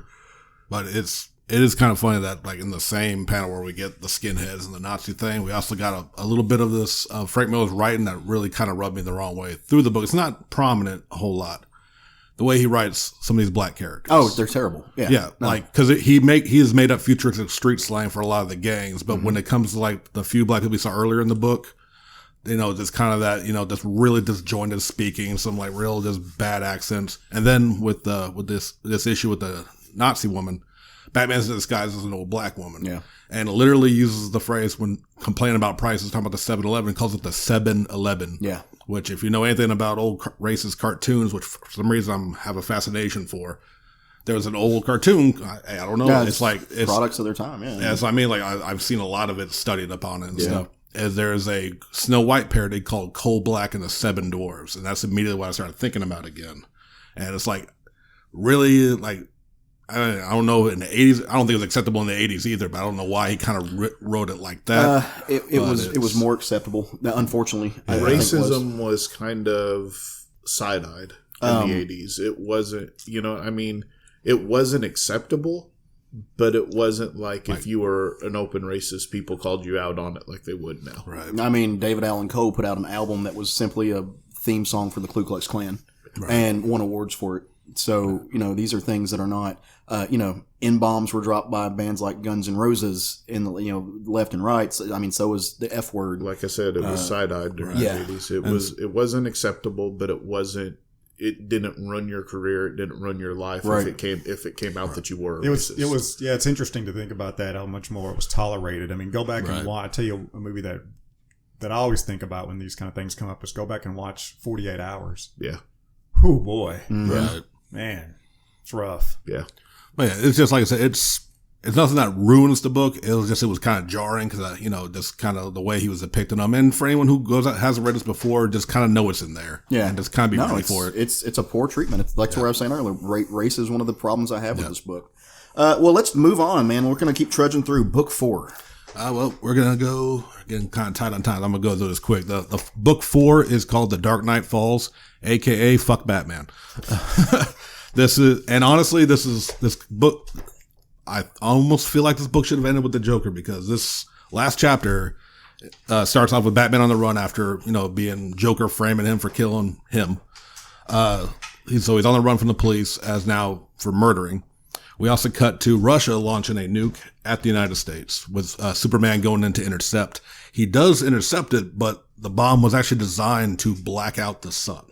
So like it shows that Russia kind of knew, I think Superman was working for the government, because they stripped him in one very creepy shot of a lightning bolt going through a Superman who's now like skinny and depraved of power and just a fucking skeletal nightmare. Yeah. Really, really well done. That he was trying to make him look like a monster.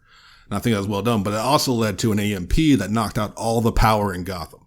So it kind of starts off first showing a bunch of the former mutants in jail where the lights cut out. They attack a guard. They get out.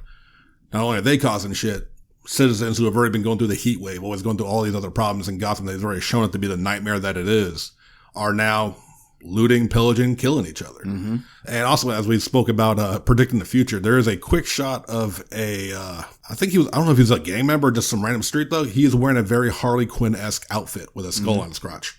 It's like this real brief. It's like there's a little interaction. I think Batman takes him down, but again, predicting some kind of Joker-esque henchman with a Harley Quinn outfit. Thought it was kind of cool. And then it kind of turns into like what we've kind of been alluding to of, I think it's this Frank Miller wanting to be like, okay, like Batman needs to take care of the city, but I also want him to beat up Superman because I don't like Superman.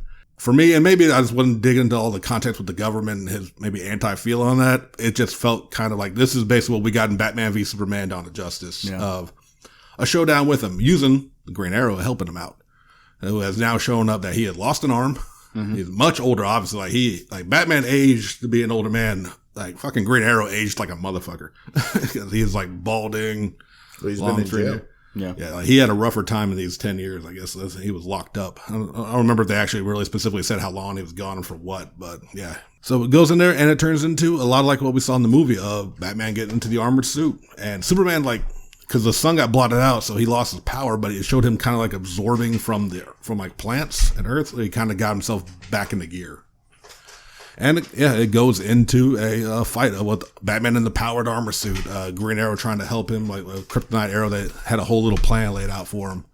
And it does end with Batman basically beating Superman into the ground.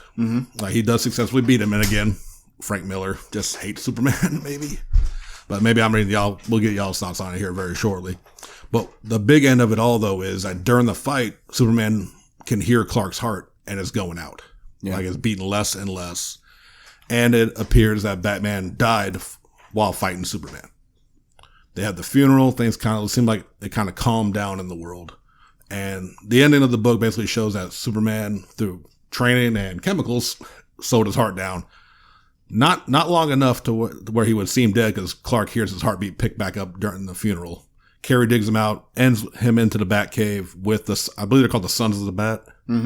And he's with him being dead, and I'm thinking Batman is gone, because it was all revealed that, Bruce Wayne was Batman and everything to the entire world, that now he can lead change through the shadows. All right. And that's kind of where the book ends. And maybe for me, I don't know how y'all felt, this last book felt a little disjointed from the rest of the series. I almost feel like the tale he was saying about the darkness of Gotham and all that could have stopped at the Joker for me. But it was a solid end. Like I said, taking in the big picture, it might just be me. No, I don't think it's you. But by the time we got to this last book, maybe also just, I don't know, I was kind of wearing thin into it. It's not just you, because there are lots of people who I've heard express those same opinions of it. I think the thing that you have to remember here is the thread of this book, the theme is not Batman versus villains.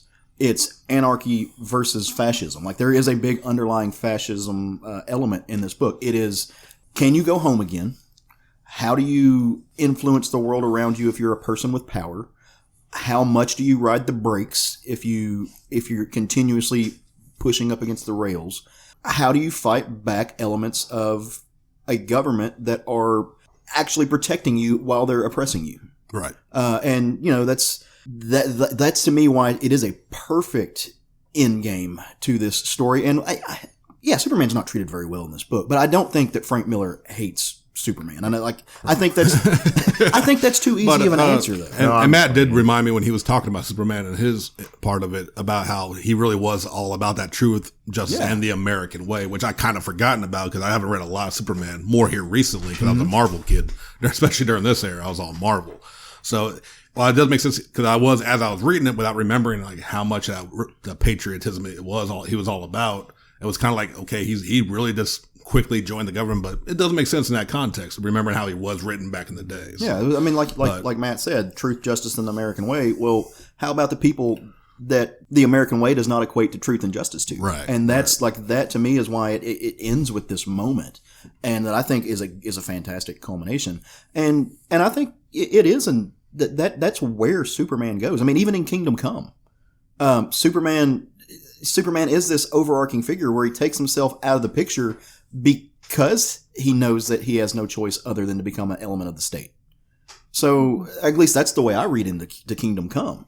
So that he did the Batman thing where he removes himself. He's like, there's the end game to this is me working for the government. And I don't necessarily, and he kind of does in that book, but he takes himself out of the picture. So that's where I go with it, man. Right. And that's fair. 100%. I mean, I don't disagree with you at all, Caleb. And I've been joking about Superman being, disliked by Frank Miller. I don't think he's disliked. I think he's used as a story tool in this, as you said, to represent fascism in this story. And that's fine. My problems come down to execution in this last book a little bit. Mm-hmm. Superman's powers don't work based upon the sun constantly charging him. His powers, he's got stored energy in him. Okay. I think it's also implied that he doesn't go full force against Batman because they were friends at one time. Yeah, he holds back. Yeah. Because if Superman, I don't care if Superman takes a shower in kryptonite and then battles. I've seen that video. Here we go. And then battles Batman. Yeah. No, I agree. Batman's not going to beat Superman if Superman's. I don't care if Batman has his entire life to plan. Yeah. He doesn't have the strength or the. I mean, Superman hits him one time and breaks 3 ribs in this. Yeah. If he wanted to disable Batman, he would have. Yeah. I mean, so you have to say that even though Superman represents the government in this scenario, he still is holding back to protect his friend. That's the way you have to look at it, because otherwise it doesn't play out right in my head at all. At the end of the day, an indomitable will does not match up against an unsurmountable odd. And I get that they drained his powers and he just recharged, and they did that Frank Miller does that as a way to show a weakened state of Superman, but Superman's powers just don't work that way. Right. That's just not how it works. If it did, every time the sun went down, he would lose all of his powers. Right. Nighttime, he would be powerless. It's not the way it works. So the Batman versus Superman fight, as a whole, I see it as illustrating an unstoppable force versus an unmovable object. Mm-hmm. Right. Which means there's no winning in this fight, because the thing about what this does, if you read the subtext of this fight, it really illustrates to me the character and the humanity that Superman has. Yeah. Because he can physically he comes in and he's trying to convince Batman to turn himself in. He's trying to convince his friend, he's like, don't make me do this type thing. And none of these things that Batman does to him, Superman could stop him at any time. But his humanity will not let him essentially raise a hand to his friend. And all these things that Batman is doing, Superman realizes as well, just as much as Batman does, he's not going to kill him. And anything Batman does to Superman is not going to stick. Mm-hmm. And if you are the most powerful and vulnerable being on the planet, somebody punching you in the face is definitely not going to affect you as it would a normal person. Made him bleed. Yeah. He did. I mean, come on. But the Superman power knows, suit, Craig. The power suit. Yeah. No. Superman knows this is not, no matter what you do to me, you're not a threat. Yeah. And Batman knows no matter what I do to him, it's not going to hurt him. He's not truly going to be hurt. This is a dance that Batman has orchestrated to give him an out. That'll save Superman. It'll save face for Superman. And it's the only way he can go out. Yeah. This is the only thing that's going to work. Yeah. He can't have him fake a defeat to the mutant gang. He can't fake a defeat to, say, Joker. Superman's the only one that he could fake a defeat to and not embolden the criminal underworld. It absolutely is the only way this book could have ended. I mean, it absolutely is. It doesn't mean I like it, but it is absolutely the only way it could end. There's an alternate universe to where Diana takes the place of Clark in this book that I would like to read, but yes, yeah, because I think that's a more realistic Well, scenario. Diana kills him. Well, she'll put him down. Yeah, and that's the thing. And Superman's not going to put him down. Yeah. Right. Diana will put him down. Yeah, sometimes. I mean, they're friends too. So Yeah. She but her would warrior, stop him. Yeah, that's what I mean, and that's really what I mean. Where Superman will hold back, she would. But there is also the slight chance that Batman could actually cause physical harm to Wonder Woman. Yeah. And when I say put him down, I don't mean Kill she him. won't kill. Yeah. Wonder Woman will incapacitate. right. And so, the end of this book sets up exactly what it had to, which is it gives a way for Batman to continue on. Mm-hmm. Because there are sequels to this book, we all know that he still cannot beat that compulsion to be Batman. Right. He still comes back, and they didn't know that in 1986 when they wrote this. I mean, Frank Miller probably knew it, but people reading it didn't know it, that he would be back. Right. So it ends in one of the only ways it really can end. He pulls a lot from Orwell in the end of this book, I think. That to me is you can see where his mind was at. It's kind of unique because he took, if you're using Superman as a face of fascism in this book and you're using Batman as a face of anarchy, he puts a human face on fascism in this book. Mm-hmm. See, and I don't like the fascism thing. I see this as, Batman is essentially anti-authority. This is, again, going back to Superman represents the American way. Well, if you say the American way are the people that are in charge, the American way is going to be wrong sometimes. Yeah. Right. The American way, it's kind of like, Captain America, represents the American dream, but not the American government. Yeah. Right. Right. And that's why, that's why he does what he does. The only reason why I say Superman's fascist in this book is because he sold out the rest of the superhuman community to go to work for the government. That's true, but his motivations or at least were, from Batman's from perspective. Batman's perspective, Right, yes. right. Yeah, from Batman's perspective. Well, I think that's important because this all does come from Batman's perspective. Right. So, well, all right. Let's wrap this up, and which is kind of hard to do because I think we could keep going just for hours and hours and hours. Just around the table, final thoughts, and pick an MVP of the book. It can be a character, it can be somebody who worked on the book, it can be anything. Pick an MVP, but final thoughts. So we'll start with Matt on this one. Oh my gosh. Final thoughts.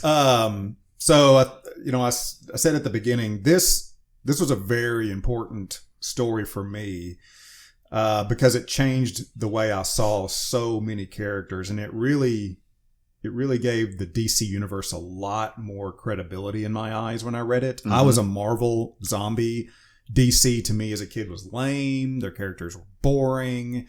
Superman was a Boy Scout that I had no interest in, watching him save puppies. And then I read the story and I was like, oh, I fucked all that up. Yeah, there's more here. Yeah. So this opened my eyes to the DC universe, and it gave the character Batman a real shot in the arm in the public's eye.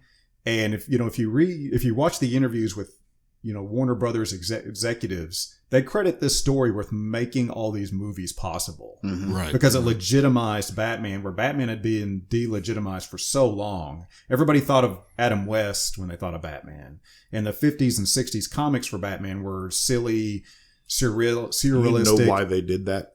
Yes. You know the story behind Yes. why they made Adam West so campy?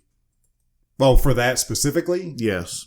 So what happened was it was right after the comic book code, and they were trying to ban comic books and all of that. Right. And they wanted this television show, and they knew the only way they were going to get it was to make it absolutely kid friendly and make it campy as well. And that's what the comics were at the time too. The comics were total camp, goofy, fun. Read more like a Sunday cartoon strip. certainly different than original Golden Age Right, Batman, yeah. where he's carrying a gun and killing people. Yeah, and I think it's important to address. A lot of people miscredit this work with reintroducing Batman to the dark, and that's not what this book did. No. Denny O'Neil did that. Right. But this story, this was just such a powerful story, it got more eyes on Batman. So let's talk about that a little bit, because that's one of my problems with this book. Let me just be clear. I like this book. Okay, it's not a book I don't like. It's a book that, to me, I call it the Nirvana of comic books, because I think that people like Nirvana, they give Nirvana this credit for bringing grunge into the American eye, but there were grunge bands doing it already. Right. The same thing with this book, but I think it's because people misinterpret this book a lot. I think that people give this book credit that it's not. You got to go back to Neil Adams changed the design of Batman. You have to give that credit as much as you have to give this book credit for changing the focus and where Batman was going. To say that this changed the course of Batman, I don't think that that's entirely true. Obviously, we pointed out things that later became canon that were pulled directly from this book. But I think a lot of those things would have happened anyways. I think Neil Adams drawing Batman differently would have still happened because Batman book sales were failing. Somebody was going to come in and change it. Batman was always going to succeed. It's what it's going to do. So I think this book gets a lot more credit than it should on some respects, and not enough where it should get actual credit. Nice. If that makes sense. To Yeah, everybody. totally. Phenomenal book. And like I said, this is me coming in, reading it for the first time. So no, I'd already seen a lot of what this book has inspired, and I see why it inspired. Mm-hmm. It's definitely a classic and loved for a reason. MVPs for me is no worries. Carrie Kelly, Robin. Yeah. Actually, Craig compared her to Tim Drake, who is my favorite Robin. Now it makes really sense why I really liked Carrie. I didn't even think about the comparison, but you're absolutely right. And as far as worked on the book, Lynn Varley, because that was one of the first things I really noticed about this book. Like, this color work is fan-fucking-tastic. Yep. So yeah, absolute classic, and I see why. Honestly, I'm not sure if I'll ever pick it up again. It'll be probably a long time before I read it ever again, but I see why people love it. My MVP is Frank Miller. Nice. I mean, it all came from his head. Yeah, I agree. So for me, this is a book that I reread about once a year. I think textually there's so much, like, it's kind of like the Bible. Every time like a book like the Bible, I'm not saying you should go read the Bible because, number one, I'm an atheist and that's just weird. Also, a book that gets way too much credit. Every time you read a book like, I'm safe. What if the power went out? Just every time you read a book like the Bible, you can find something new in there. And that's one thing my father, who is a pastor in some ways, he's a preacher. That's one thing he always tells me. I can read this book 1,000 times, and every time I read it, I discover something new. Every time I read Dark Knight, I discover something new. There are so many textual layers to this book. It's impossible not to read it and to read it a different way. And it's a book that kind of grows with you. I mean, the first time I read this book, like I said, I got this book in 2006. The first time I read the book, I was in high school, and I've read it umpteen dozen times since then. You notice new things as you get older, as you learn new things, as the world changes. With the way that the world changes, you start picking up on some stuff, and the way that the world actually doesn't change. And I think it's fascinating to live in Frank Miller's head for a little bit, to see how he sees the world, and really to see how kind of far ahead of his time he was into understanding some things, the cultural implications of the actions of government, the idea that, like I said, the American way does not equate to truth and justice to people, that somebody can be both protected and oppressed by the same entity. I think that's fascinating. And, I have opinions on that, but on the ground level, it's a fascinating story. I think the book handles race poorly. I think the book handles situations with sexuality poorly. Casting the Joker as a gay. I personally don't like stories with the quote unquote gay villain, because that's historically, that's something that they've always done. Yeah. And as a gay man, I have issues with that, but I think it's done. I think on paper it's done well, even if it's a trope I don't like. It's used really, really great. For me, the MVP more hinted at than right. Yeah, right. For me, Klaus Janson is the MVP of this book by far. Like, you cannot look at Klaus Janson's. You can look at Frank's pencils, and you look what Klaus Janson with it. He is one of the greatest inkers in history. He is. Every time you mention inkers, somebody inevitably scoffs, laughs, and they're like, "Oh, you mean a tracer because of that one fucking movie done by that one fat guy." I still find it funny. This shows really the power of an embellisher, and the importance that an inker comes with to these type of books. And if you look at the works being done now, how digital inking is taking place, or sometimes they don't even use inkers anymore, you really see what you're missing. To me, like I could study the art in this book constantly. I love it. Klaus Janson is, like I said, if there's a Mount Rushmore of inkers, Klaus Janson sitting on the top of that motherfucker just smiling like hell. Absolutely. So one last thing. I know we got to move on, but one last thing real quick. Where do you rank this book in your Batman stories? Top 3. I don't know if I can say it's the number 1 because there's definitely stories I like better, but it's top 3. Matt? Oh boy, that's tough, man. I think it depends on what day you ask me. It's going to float between number 1 and number 2. Yeah. Probably definitely top 5 now that I've had time to like digest it. Because honestly, when I first read it, I'm like, definitely top 10. But I was really starting to go back and look at Batman stories that I've read, and I'll say at least top 5 for me. Nice. It's top 5, and I'm a little bit like Matt. It depends on what books I've read recently, what Batman stories I've read most recently, because last week I probably would have told you that Long Halloween would be my top 1, or Hush, or Killing Joke, or The War of Jokes and Riddles, or The Court of Owls. There's so many good Batman stories, but certainly depends on how I'm feeling at the time, but definitely top 5. Nice. And it does bring importance in things. You're talking about the cultural impact. I think you have to look at the fact that The Watchmen was coming out simultaneously as this book. It was doing almost the same thing culturally. 2 comics. So it's 1986 was a big year for Yes, comic it was. books. The next year is when I showed up. So it's also the reason it was kind of awesome. No, I wasn't. Never mind. I don't want to think about that. Anyway, so we really hope you've enjoyed our kind of dissection of The Dark Knight Returns. If we missed anything, forgive us. We had a limited amount of time. If there's anything you want to talk about, we have a Facebook group. You should be there if you're not already. It's awesome. The conversations that we have are awesome. Everybody's really nice. Even when we disagree with each other, I think we're really nice on that page. Yeah. You should join. It's the place to be, man. It's fun stuff. As always, new comic books come out on Wednesdays. Get to your local comic shop. Buy it offline. Whatever you do, just don't illegally download it because you're a dick if you do. I mean, that's just the easiest way to put it. Don't do that. So let's look at some books that are coming out. As always, we have suggestions, things that we're going to pick up on Wednesday and that we think you would do well to pick up too. We might discuss them on the show. I'm going to kick us off. So I think one of your fresh picks for the week should be Incredible Hulk Last Call #1. It is written by Peter David and drawn by Dale Keown. I'm not sure if it's going to be a one-shot or a 2-issue series. It's a limited thing, but it's Peter David writing the Hulk. It's Dale Keown drawing the Hulk. You don't want to miss this. If you do, you'll get smashed. That's just how it works. And not in that good kind of way, like that happens on weekends. Hulk smash. The Jade Giant will come after you. Thor smash. Look, if you don't know anything about Peter David, he's one of the best Hulk writers of all time. Right. It's going to be a great story. You should get this. What are you doing? Check it out. Matt, what are folks reading this week? Oh man, this week this one was tough. There's a lot of books coming out that I'm really looking forward to, but I think I'm looking forward to Criminal '5 the most. The Brubaker and Phillips book. That I'm really looking forward to that. For me, it's going to be Ronin Island #4. We're going to see Hana and Kenichi come face to face with the Shogun, and we're going to discover what happened 20 years ago with the Great Wind. So I'm excited to see what this whole book series has culminated to. That's been a fun series, dude. Yeah. I'm going with Savage Avengers #2. Nice. Surprised Matt didn't go with that one. Yeah, he didn't like the first one. Not fair. Incorrect. All right. Well, Not wrong. pick these books up and more. Let us know what you're thinking about them. Come to our Facebook group. Let us know what you're reading. So we ready to bring this thing home, guys? One more do it. in the interest of continuity. We have officially a hierarchy of fictional violence.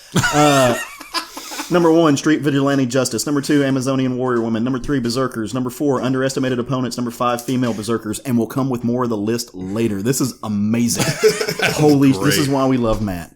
All right. On that note, I want to thank Matt for joining us again. We hope to have you more on the show, man. We hope you keep coming back. We hope you're having a fun time. I've been a blast. This is great, guys. We love what you've brought to the show. We may have to figure out a way to share a fourth mic. Right. Awesome. Jerry theoretically will be back next week. We think. We're not really sure. He's been kind of quiet. You can come check out what we're doing on Instagram and Twitter. We're at SFG on both of those. Like I said, if you're not on the Facebook page, I don't know what you're doing with your life. You got to fix that. Come hang out with us on there. If nothing else, go forth. Love some comics. Woo! He was late on it. I did it. Oh, I just want to throw out there before we get out of here.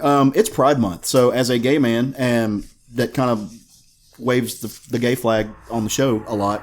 Happy Pride Month, guys. Read some queer comics. Yeah. Now go read. Yeah. Woo. There we go.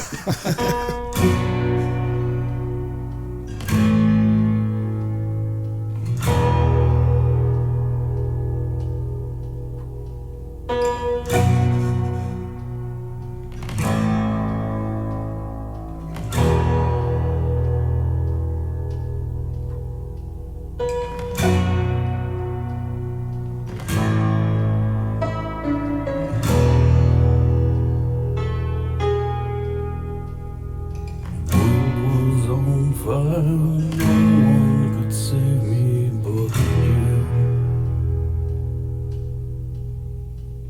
And strange what desire will make foolish people do.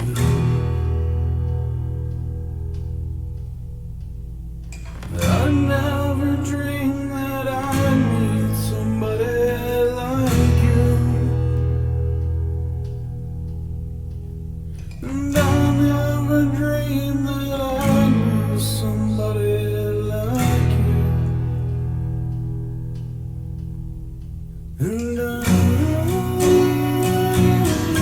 wanna fall in love. And I don't wanna fall in love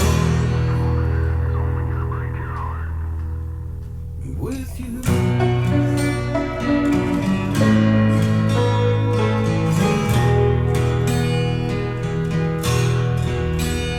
With you.